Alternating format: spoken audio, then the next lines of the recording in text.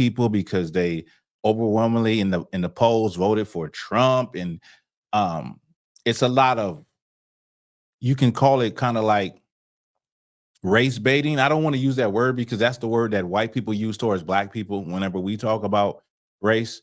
But it's really the only thing I can use to describe it. Where, and then you have such a huge following of black people, black Christians, and people like that that say, "Well, you should have voted for Kamala. You voted for Trump." Now you know the stance, Black Authentic Truth stance. The official stance on voting is that voting has not helped black people in 130 years. You can't come to me with no talk about the benefits of voting. So when you say that, black people will then say, well, now look what Trump is doing. And at least that wouldn't have happened with Kamala. So what they're saying is you're voting for the lesser of two evils. Like that's what your vote would have been about. Kamala out of her own mouth said, I'm not going to do nothing just for black people. She said it out her own mouth, out her own grill. She said, I'm not just going to do nothing for black people with an attitude. But we still wanted to make her black. She is not black. She was never black. She's East Indian. And she has admitted to that. But she rode that train because black people believed it, because she went to, Howard, and she, wore hoop earrings, and she cooked collard greens. And, black people we're people that want to be gamed up. We love to be gamed up. We love to be told a sweet story and pacified. We just want somebody to stick a pacifier in our mouth. Tell us some good things. Tell us some things that's going to make us feel good, and we're going to ride with you. Hell, even if you're Bill Clinton, even if you're a white person, sing a little, blow the saxophone.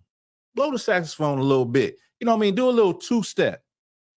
You invited to the barbecue. That's black people. That's simple black people. That's us. You know what I mean? But black people said this. They said, well, since Mexicans overwhelmingly voted for Trump, and let me just remind you, the people that are supposedly being rounded up by ICE were originally supposed to be undocumented Mexicans, right? These people couldn't even vote. Let me just put that out there. But they said since they voted overwhelmingly for Trump, well, that's what they get. They don't like us anyway.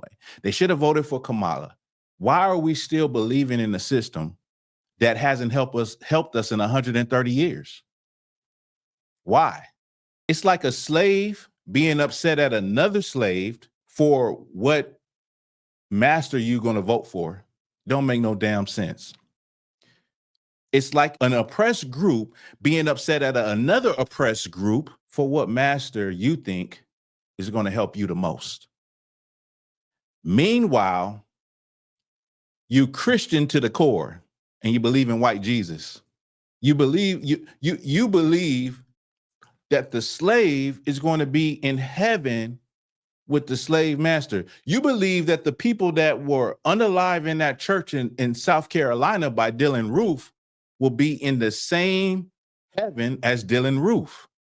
And you're upset at Mexicans because overwhelmingly some of them voted for, I think it was women. Somebody correct me if I'm wrong. The women overwhelmingly voted for Trump. And we get caught up in the same hatred and racial prejudice. Now, this is on both sides, because you could have Mexican people that are racially prejudiced. Notice I'm saying racially prejudiced. You can have Mexican people that are racially prejudiced towards black people, and black people who are racially prejudiced towards Mexican people. The reason why I'm saying racially prejudiced is because the word racist by itself gets thrown around too much, where that's not the real definition. In order to be a true racist, you gotta have the power to change and stop somebody from doing something. Black people or brown people do not have that power. But what you did do is take on the racial prejudice that white people inflicted on you and your people. We took on the racial prejudice. So the same racial prejudice and bigotry that white people have for black people have for Mexican people. Likewise, Mexican people have it for black people. Then we have the internalized racial prejudice within our own groups. It's called internalized racism, where black people hate black people. If you're going to tell me a Mexican hate black people, I'm going to tell you niggas hate niggas. Black people hate black people. And vice versa. If you're a Mexican and say, black people hate us, I'm saying, well, Mexicans hate other Mexicans. I've seen it with my own eyes. You'll kill your own brothers. Black men will kill their own brothers. You know what I mean? But all of this stuff is learned. This wasn't happening in the history of black and brown relationships. The real history of relationships with black and brown people is that when black people were trying to get away from slavery, they were able to go into Mexico. The first Mexican president was a black man. Let me tell you something else that you probably didn't know. I'm sure many people don't know this. Is that the Yaqui, Sonora, Mexico, Arizona, the Mexican Indians, right? They were at war with the Mexican government because the Mexican government wanted to take their land. Once the Mexican government succeeded, what they did was they shipped these Mexicans down into the Yucatan to tobacco plantations and rice plantations to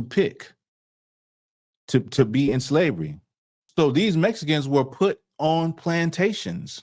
I bet you didn't know that the transatlantic slave trade didn't start with black people coming over here, but it started with Mayans and Taínos and Arawak Indians being taken against their will back to Spain. That's what started the transatlantic slave trade. Black people went into it a little later.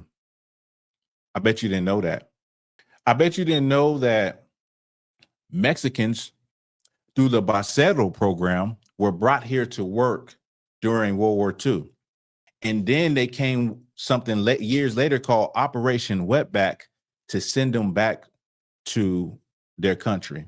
You probably didn't know that the Brown Berets linked up with the Black Panthers and tried to work together.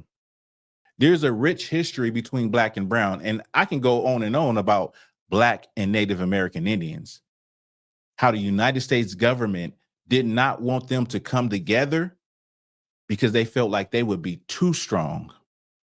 So what they did is they found people that they could give bribes to help them run down the slaves and help them fight other Native Indian tribes. You see, there's a common denominator in the middle of all of this. You guess who the common denominator is. I just gave you the equation.